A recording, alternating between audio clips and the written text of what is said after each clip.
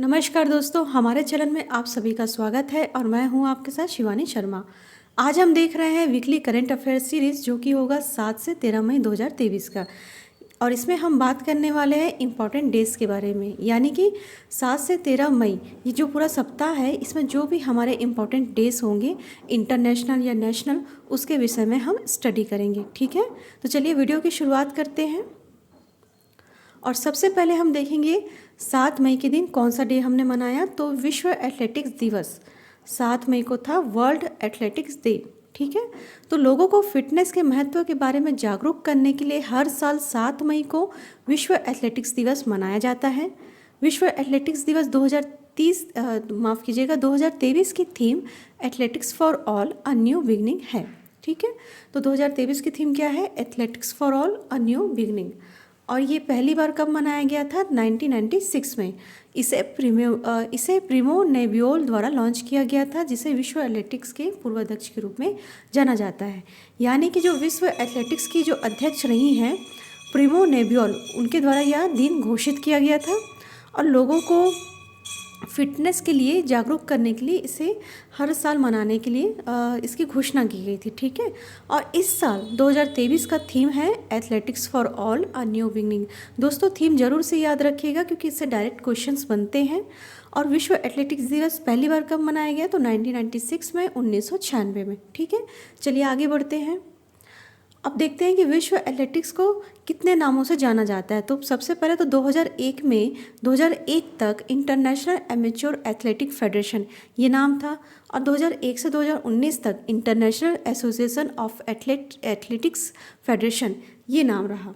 अब 2019 के बाद नाम बदलकर विश्व एथलेटिक्स कर दिया गया है। ठीक है, तो दोस्तों ध्यान रखिएगा, विश्व एथलेटिक्स को 2001 तक इंटरनेशनल एमेच्योर एथलेटिक फेडरेशन के नाम से जाना जाता था। ठीक है, यहाँ तक क्लियर है। उसके बाद 2001 से 2019 तक international association of athletics federation के रूप में जाना जाने लगा।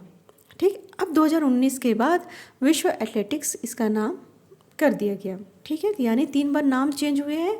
नाम में आप कंफ्यूज मत होइएगा। ठीक है, विश्व एथलेटिक्स की स्थापना 1912 में स्टॉकहोम, स्वीडन में हुई थी और इसका मुख्यालय मोनाको में है।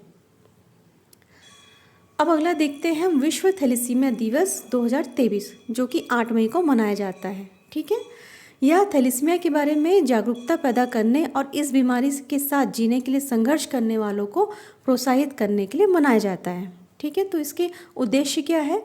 थैलेसीमिया दिवस हर साल 8 मई को मनाया जाता है। और क्यों मनाया जाता है? तो थैलेसीमिया के बारे में जागरूकता पैदा करने और इस बीमारी के साथ जीने के संघर्ष करने वालों को प्रोत्साहित करने के लिए मनाया जाता है। ठीक है, विश्व थैलेसीमिया दिवस 2023 की थीम है जागरूक रहे, साझा करें, देखभाल करें। ठीक है, तो आप ये थीम ध्यान रखिएगा। 2023 की थीम क्या है? जागरूक रहे, साझा करें और देखभाल करें।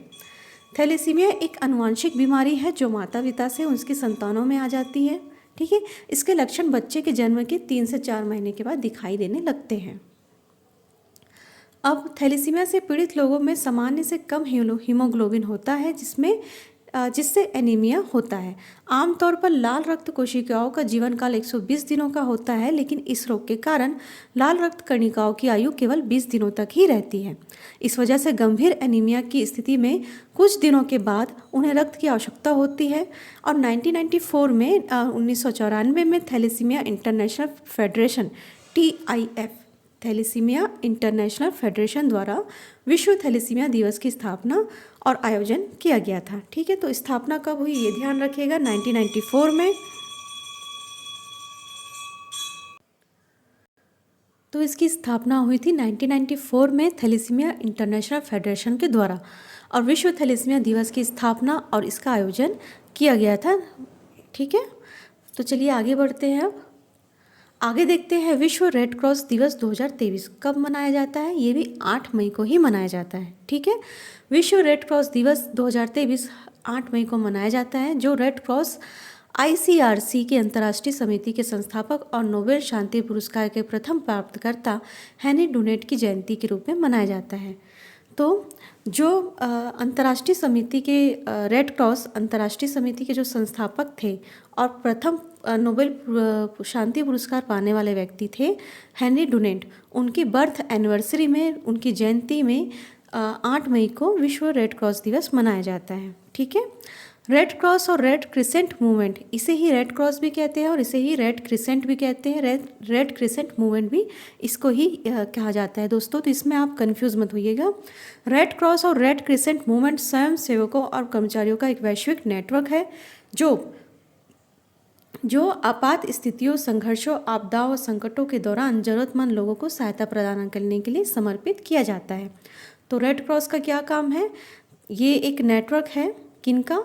रेड क्रॉस और रेड क्रिसेंट मूवमेंट स्वयं सेवकों का और कर्मचारियों का, जो कि आपात स्थितियों में या संघर्ष के समय या आपदाओं में या संकट के दौरान जरूरतमंद लोगों को सहायता प्रदान करने के लिए समर्पित है। रेड क्रॉस की अंतर्राष्ट्रीय समिति ICRC 17 फरवरी 1863 को जिनेवा, स्विट्जरलैंड में स्थापित की गई। ये आप ध्यान रखिएगा, 17 फरवरी 1863 में जिनेवा, स्विट्जरलैंड में स्थापित की गई और यह एक निष्पक्ष, तटस्थ और स्वतंत्र संगठन है। और किनकी याद में मनाया जाता है? तो हेनरी डुनेंट, इनकी जयंती में मनाया जाता है, इनकी बर्थ एनिवर्सरी में मनाया जाता है। रेड क्रॉस की अंतर्राष्ट्रीय समिति की स्थापना हेनरी डुनेंट ने की थी। ठीक है।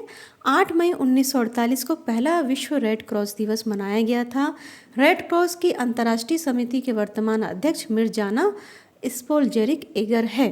ठीक है। तो सबसे पहला रेड क्रॉस दिवस कब मनाया गया? 1948, 8 मई। और अब वर्तमान में जो अंतर्राष्ट्रीय समिति, रेड क्रॉस अंतर्राष्ट्रीय समिति के अध्यक्ष है, वो उनका नाम है मिर्जाना स्पोलजेरिक एगर। ठीक है दोस्तों, आगे बढ़ते हैं।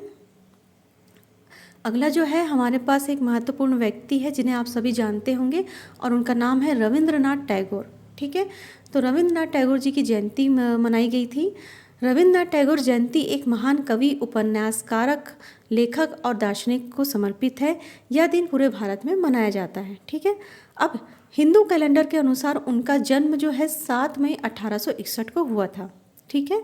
हिंदू कैलेंडर के अनुसार उनका जन्म 7 मई 1861 को हुआ था, लेकिन बंगाली कैलेंडर के अनुसार रविंद्रनाथ टैगोर जयंती वैशाख के 25वें दिन मनाई जाती है, जो कि इस बार 9 मई 2023 को थी। तो इसलिए इस बार 9 मई 2023 को बंगाली कैलेंडर के अनुसार रविंद्रनाथ टैगोर की जयंती मनाई गई। ठीक है। और यदि हिंदू कैलेंडर के अनुसार आप देखेंगे तो 7 मई को उनकी जयंती थी। ठीक है। और वे ब्रह्म समाज के नेता देवेंद्रनाथ टैगोर के सबसे छोटे बेटे थे। तो आप ध्यान रखिएगा, यहाँ से क्वेश्चंस बन सकते हैं। तो रविंद्रनाथ टैगोर जो एक कवि है, उपन्यासकारक थे, लेखक और दार्शनिक है, और उनकी जो हिंदू कैलेंडर के अनुसार जो उनका जन्म है वो है 7 मई 1861 और वे ब्रह्म समाज के नेता देवेंद्रनाथ टैगोर के सबसे छोटे बेटे हैं, यानी उनके पिताजी का नाम हुआ देवेंद्रनाथ टैगोर। और बंगाली कैलेंडर के अनुसार रविंद्रनाथ टैगोर जयंती वैशाख के 25वें दिन मनाई जाती है, जो कि साल 2023 में 9 मई को थी। वर्ष 2023 में यह 162वां जयंती होगा उनका, और वह पहले एशियाई नोबेल पुरस्कार विजेता थे। ठीक है। एशिया के सबसे पहले नोबेल पुरस्कार विजेता कौन थे? रविंद्रनाथ टैगोर। वह एक कवि, नाटककार, दार्शनिक और समाज सुधारक भी थे। उन्हें 1913 में साहित्य के लिए नोबेल पुरस्कार से सम्मानित किया गया था। उन्होंने 2000 से अधिक गीत लिखे हैं जिन्हें रविंद्र संगीत के नाम से जाना जाता है। आपने अक्सर लिखा या आपने अक्सर पढ़ा या लिखा देखा और सुना होगा रविंद्र संगीत। तो क्या है रविंद्र संगीत? उन्होंने जो 2000 से अधिक गीत लिखे हैं उनको रविंद्र संगीत के नाम से जाना जाता है। ठीक है। और उन्हें 1913 में साहित्य के लिए नोबेल पुरस्कार से सम्मानित किया गया था। कब मिला था उन्हें नोबेल पुरस्कार? 1913 में। गांधी जी ने रविंद्रनाथ टैगोर को गुरुदेव की उपाधि दी थी। ये तो आप सभी जानते होंगे कि रविंद्रनाथ टैगोर जी को गुरुदेव की उपाधि देने वाले महात्मा गांधी थे। ठीक है। रविंद्रनाथ टैगोर की जयंती को बंगाली में 25 बोईशाख भी कहा जाता है। बंगाली लैंग्वेज में रविंद्रनाथ टैगोर की जयंती को 25 बोईशाख कहते हैं। ठीक है। तो ये आप ध्यान रखिएगा दोस्तों। मैं बार बार सेंटेंस को रिपीट इसलिए करती हूँ ताकि ज़्यादा जितनी बार आप उस लाइन को सुनेंगे उससे आपको ऑटोमेटिकली आपके माइंड पे वो सेट हो जाता है। ठीक है। चलिए आगे बढ़ते हैं। अब देखते हैं राष्ट्रीय प्रौद्योगिकी दिवस 2023। तो भारत के वैज्ञानिकों और उनकी उपलब्धियों के सम्मान में 11 मई को प्रतिवर्ष राष्ट्रीय प्रौद्योगिकी दिवस मनाया जाता है। यह दिन मई 1998 में सफल परमाणु विस्फोट परीक्षणों की याद में मनाया जाता है। ठीक है। अब तत्कालीन प्रधानमंत्री अटल बिहारी वाजपेयी के नेतृत्व में भारत ने मई 1998 में 1998 में 5 परमाणु बम परीक्षण की एक श्रृंखला आयोजित की थी, जिसे पोखरण 2 के नाम से जाना जाता है। अब पोखरण 2 की सफलता के बाद सरकार ने 11 मई 1998 में एक राष्ट्रीय प्रौद्योगिकी दिवस के रूप में घोषित किया। ठीक है। तो किन के कार्यकाल में हुआ था ये? अटल बिहारी वाजपेयी जब प्रधानमंत्री थे भारत के, उनके कार्यकाल में यह राष्ट्रीय नेशनल टेक्नोलॉजी डे के रूप में घोषणा की गई, राष्ट्रीय प्रौद्योगिकी दिवस के रूप में घोषणा की गई। और पहला परमाणु परीक्षण कब हुआ था? 1974 में। ठीक है। तो इसे फिर से एक बार देखते हैं। तो भारत के वैज्ञानिकों और उनकी उपलब्धियों के सम्मान में 11 मई को राष्ट्रीय प्रौद्योगिकी दिवस मनाया जाता है। क्लियर। अब यह दिन 11 मई 1998 में सफल परमाणु विस्फोट परीक्षणों की याद में मनाया जाता है। यानी कि जब अटल बिहारी वाजपेयी प्रधानमंत्री थे भारत के, तो उस साल 11 मई 1998 में एक परमाणु परीक्षण किया गया, जिसमें 5 परमाणु बम का परीक्षण होना था और उसका नाम रखा गया पोखरण 2। ये एक श्रृंखला थी। ठीक है। पोखरण 2 के नाम से एक श्रृंखला थी। अब इसके जो सफलता हुई, तो इसके सफलता में जितने भी वैज्ञानिकों ने अपना योगदान दिया, इंजीनियर्स ने अपना योगदान दिया, टेक्नोलॉजिस्ट ने अपना योगदान दिया, उनके सम्मान में, उनकी याद में इन्हें राष्ट्रीय प्रौद्योगिकी दिवस के रूप में घोषणा की गई। किनके द्वारा? अटल बिहारी वाजपेयी जी के द्वारा। ठीक है। अब इसके बाद हर साल अगले साल नेक्स्ट ईयर से 1999 से 11 मई 1999 से पहला राष्ट्रीय प्रौद्योगिकी दिवस मनाना शुरू हो गया। ठीक है। अब पहला परमाणु परीक्षण कब हुआ था? 1974 में। तो दोस्तों कंफ्यूज मत होइएगा। पहला परमाणु परीक्षण पोखरण 1 1974 में किया गया था और दूसरा परमाणु परीक्षण पोखरण 2 1998 में हुआ था। ठीक है। आगे बढ़ते हैं। राष्ट्रीय प्रौद्योगिकी दिवस दुनिया को विज्ञान और प्रौद्योगिकी के क्षेत्र में, विशेष रूप से परमाणु प्रौद्योगिकी के विकास में भारत की बढ़ती शक्ति के बारे में याद दिलाता है। यह दिन उन वैज्ञानिकों और इंजीनियरों को सम्मानित करने के अवसर के रूप में भी कार्य करता है जिन्होंने राष्ट्र के विकास में योगदान दिया। ठीक है। राष्ट्रीय प्रौद्योगिकी दिवस 2023 की थीम है school to startups igniting young minds to innovate. क्या थीम है 2023 की? School to startups igniting young minds to innovate. ठीक है।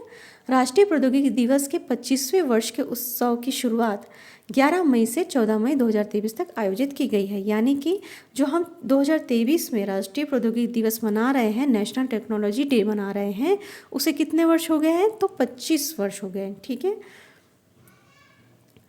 अब इस उपलब्धि में हम क्या कर रहे हैं? तो इस वर्ष प्रधानमंत्री नरेंद्र मोदी देश में वैज्ञानिक और तकनीकी उन्नति से संबंधित 5,800 करोड़ रुपए से अधिक की कई परियोजनाओं की आधारशिला रखेंगे और राष्ट्र को समर्पित करेंगे। ठीक है। तो इस बार हमारे देश के प्रधानमंत्री द्वारा किया जा रहा है 5,800 करोड़ रुपए से अधिक की परियोजनाओं की शिलान्यास। ठीक है। और उसे राष्ट्र को समर्पित किया जाएगा। जिन परियोजनाओं की आधारशिला रखी जाएगी उनमें शामिल है laser interferometer gravitational wave observatory India. ठीक है। इसे दोस्तों नाम ध्यान रखिएगा। क्या क्या परियोजनाएं बताई जाएंगी? तो पहला है laser interferometer gravitational wave observatory India Hingoli. ठीक है। दूसरा है Homi Bhabha cancer hospital and research centre Jatni Orissa.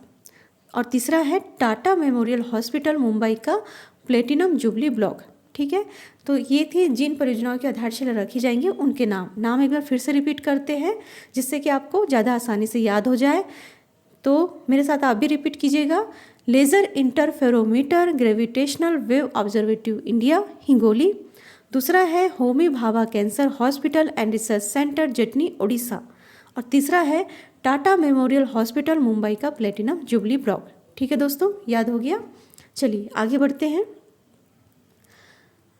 अब अगला जो दिवस है वो है अंतर्राष्ट्रीय नर्स दिवस 2023। ये मनाया जाता है 12 मई को। ठीक है, अंतर्राष्ट्रीय नर्स दिवस फ्लोरेंस नाइटिंगेल की जयंती का प्रतीक है, जिन्हें आधुनिक नर्सिंग का संस्थापक माना जाता है। तो किनकी बर्थ एनिवर्सरी में मनाई जाती है? Florence Nightingale. ठीक है, स्वास्थ्य सेवा के क्षेत्र में नर्सों के योगदान को उजागर करने के लिए हर साल 12 मई को यह दिवस मनाया जाता है। 1974 में 1974 में नर्सों की अंतर्राष्ट्रीय परिषद ने घोषणा की कि फ्लोरेंस नाइटिंगेल की जयंती को अंतर्राष्ट्रीय नर्स दिवस के रूप में मनाया जाएगा। ठीक है दोस्तों, अब फ्लोरेंस नाइटिंगेल एक ब्रिटिश नर्स और समाज सुधारक थी। उन्हें दुनिया भर में लेडी विद दी लैम्प के नाम से जाना जाता था। ठीक है, तो नाम याद रखिएगा। उपनाम क्या दिया गया था इन्हें? Lady with the lamp, lady with the lamp. ठीक है, तो ये नाम किसे दिया गया था? फ्लोरेंस नाइटिंगेल को, जो कि एक ब्रिटिश नर्स और समाज सुधारक थी। फ्लोरेंस नाइटिंगेल ने 1853 से लेकर 1856 के बीच हुए तत्कालीन क्रिमियन युद्ध के दौरान घायल सैनिकों के लिए अपने काम के लिए उपाधि अर्जित की थी। यह उपाधि अर्जित की थी, यह नाम किस वजह से मिला था? तो जो 1853 1853 और 1856 के बीच जो तत्कालीन क्रीमियम युद्ध हुए, उसके दौरान जो उन्होंने घायल सैनिकों के लिए सेवा की, उसके बाद उन्हें ये नाम इस उपाधि से यह उपाधि उन्हें दी गई। ठीक है, कौन सी उपाधि? लेडी विद दी लैम्प की। इस वर्ष के अंतर्राष्ट्रीय नर्स दिवस का विषय है हमारी नर्सें हमारा भविष्य। आप साइड पे जो पिक लगी है उस पर देख रहे होंगे, अवर नर्सेस अवर फ्यूचर। ठीक है, तो इस वर्ष के अंतर्राष्ट्रीय नर्स दिवस का विषय यही है, थीम है हमारी नर्सें हमारा भविष्य। International council of nurse, international council of nurse ICN के द्वारा हमारी नर्सें हमारा भविष्य एक वैश्विक अभियान है, जिसका उद्देश्य वैश्विक स्वास्थ्य चुनौतियों का समाधान करना और सभी के लिए एक बेहतर वैश्विक स्वास्थ्य प्राप्त करना। ठीक है दोस्तों, तो क्या था ये पूरा नर्सेस डे का जो भी महत्व था आपने ये समझ लिया इसमें से। तो इसमें से कुछ चीज़ें याद रखिएगा। इसमें जो भी इंटरनेशनल या नेशनल डे होते हैं या महत्व के अंतर्राष्ट्रीय महत्व के जो दिन होते हैं, उसमें से ये जो अंतर्राष्ट्रीय महत्व के दिन होते हैं उसमें से ये बात आपको बहुत ही जानने योग्य रहती है। ठीक है, यहाँ से क्योंकि हमेशा से डायरेक्ट क्वेश्चंस बनते हैं। तो फ्लोरेंस नाइटिंगेल की एक ब्रिटिश नर्स है, समाज सुधारक है और उन्हें लेडी विद द लैम्प कहा जाता है। क्यों कहा जाता है? 1853 और 1856 के बीच जो भी क्रिमियन युद्ध हुए उसके दौरान उन्होंने अपने घायल सैनिकों के लिए जो अपना काम किया, उसके बाद उन्हें ये उपाधि अर्जित हुई। ठीक है, और इस वर्ष की थीम है हमारी नर्सें हमारा भविष्य, जो कि इंटरनेशनल काउंसिल ऑफ नर्स के द्वारा रखा गया है और इसका एक वैश्विक अभियान है जिसका उद्देश्य वैश्विक स्वास्थ्य चुनौतियों का समाधान करना और सभी के लिए बेहतर वैश्विक स्वास्थ्य प्राप्त करना है। ठीक है, तो दोस्तों ये थी हमारे चैनल के द्वारा आपके लिए वीकली करंट अफेयर्स में इम्पॉर्टेंट डेज के विषय में स्टडी करने के लिए हमने एक वीडियो बनाई थी। अगला हमारा वीडियो आ रहा है weekly current affairs important person and events, जो कि होगा 7 से 13 मई के पूरे सप्ताह का। तो प्लीज़ इसके लिए हमारे चैनल को आप सब्सक्राइब करना ना भूलें।